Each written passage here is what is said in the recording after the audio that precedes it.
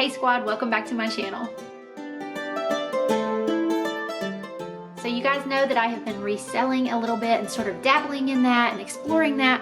I have done some small items. I have also done some larger furniture pieces. So I want to take you back in time a little bit. If you follow me on Instagram at Yard Sale Squad, then you saw me feature this nightstand that I redid. I want to take you through the entire process of refinishing it, having to do some trial and error, and then listing it on Facebook Marketplace for sale. I think it turned out beautifully and I actually made a pretty decent profit. And no, you're not seeing things. Yes, I did cut my hair. So I'm gonna take you back first to my Instagram stories whenever I shared this find. Emily and I had gone to yard sales and I actually left this. I saw it and then we got back in the car and we pulled around the cul-de-sac of this neighborhood and I said, actually Emily, I think I wanna go back and look at that nightstand. I ended up bargaining for it and I just want to show it to you. I'll show you, but it was priced for $5 and I bargained it for $3 and they said yes. So here is the nightstand. It's sort of a mid-century modern style, and it seems to be really well made. It's pretty solid, it's pretty heavy. The top does need some work. It's got some water staining, and then it's got this little tiny place back here that is chipped off. But for $3, I think it'll be a good little project piece. So let's get into it. I'll show you the nightstand, and then I'll show you my steps to fixing it up. So my very first step was to sand off all of the old finish.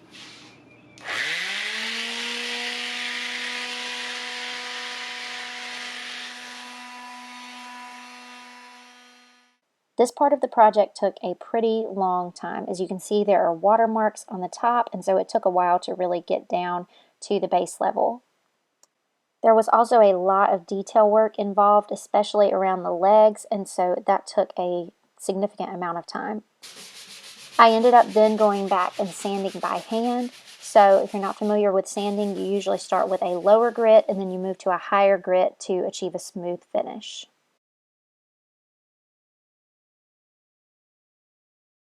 So I've reached the point where I think I need to go buy some sandpaper that's a finer grit. I have just wiped everything down and there are a few spots that I want to touch up. I'm not sure about some wood filler or something to that effect on this back spot that's so messed up. It's just a small little spot. I don't want to put more into it than I have to, but I also want it to look nice. So I think I'm going to head to the hardware store and see what they have.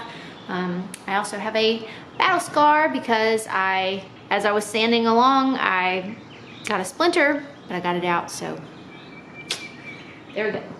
So yeah, I'm gonna go to the hardware store. I'm gonna get some fine grit sandpaper and then also maybe some wood filler, and then I'll be back. Okay, back from the hardware store with nearly $30 worth of supplies. I know that sounds like a lot to put into a $3 nightstand. That's because it is.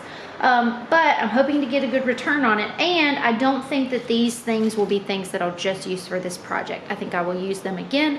So it was worth it for me to go ahead and just kind of add it to my collection.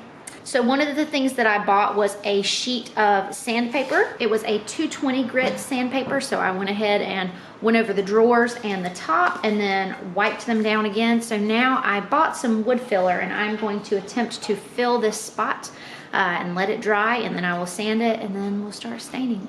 Okay, so the stain that I bought for this piece was English chestnut. I think that it has worked out nicely. However, there are two different woods here, and I think this is probably a common problem with woodworking pieces, but so what this means is that the same stain is giving different colors based on the wood.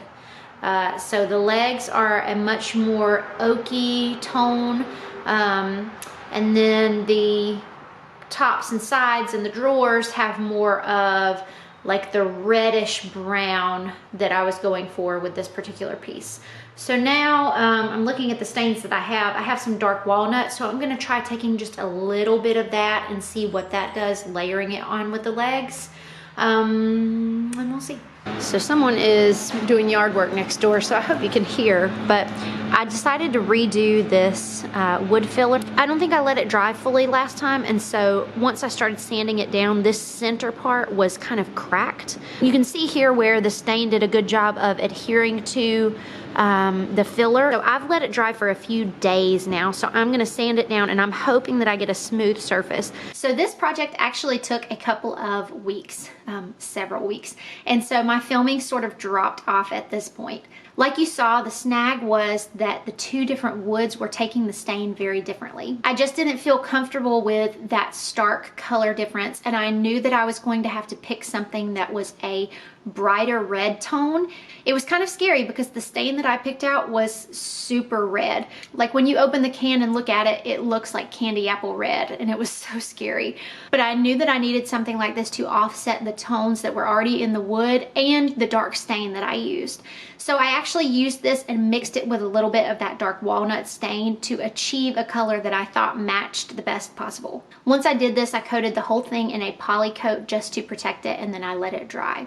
So then I took it into my living room, I set up my lighting kit, and I staged it for pictures. If you aren't familiar with reselling, your pictures are huge. You really want to present your item in the best way possible. I tried to stage it in a way that looked nice, that looked clean. I put the rug underneath. I included the measurements, and then I also included pictures of the front, the back, the sides, inside the drawers, really anything that people could want.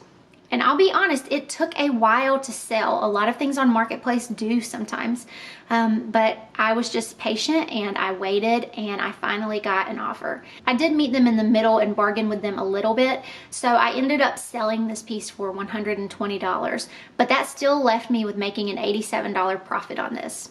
Now don't get me wrong, as you saw in the video, it was a lot of work. I think it was definitely worth the $87 that I made, but I just love that I was able to accomplish this. I feel very accomplished, and I feel that it was worth that. And even more so if you're not someone that's into reselling, if you're someone who just wants to furnish your home with used furniture, I think this project is a good indicator that you can do that for very little. I spent $30 in materials and $3 on the nightstand. So you're talking about $33 with some labor thrown in, and you've got a nightstand that would retail for much, much more than that. So I hope that this video is helpful to you, whether you are reselling or just looking to add some things to your home. I think that refinishing things can be a really great way to utilize yard sales. It really is true, one person's trash is another person's treasure, and in many cases, it's not that there's anything wrong with the piece, it's just that it takes too much time or effort, and that person just doesn't have an interest in this project. So if you can look past what something looks like and see the potential, you might just find a diamond in the rough. Let me know down in the comments what you think of this project, and let me know if you have done anything like this recently. Thank you guys so much for watching. Please make sure that you click that red button and subscribe so you can see all of the videos that I post, and I'll be talking to you soon.